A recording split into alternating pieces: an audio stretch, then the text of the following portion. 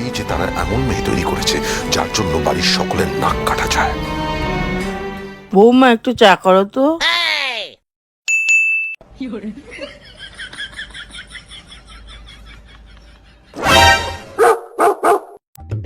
বলছি 3 কাপের বেশি জল নিও না,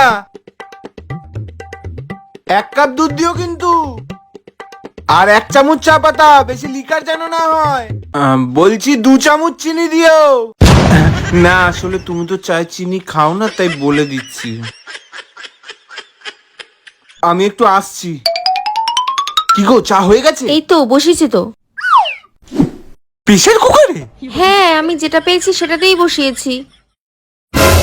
এই গ্যাসটা জ্বালাবে না? তুমি আমাকে জ্বালাতে বলেছিলে নাকি? আরে গ্যাস জ্বালানোর কথাটাও আমাকে বলে দিতে হবে? আজকে মা বৌমার হাতে প্রেসার কুকারে বানানো চা খাবে। মানে সত্যি না, অনেকক্ষণ হলো, এবার চাটা দেখে নি।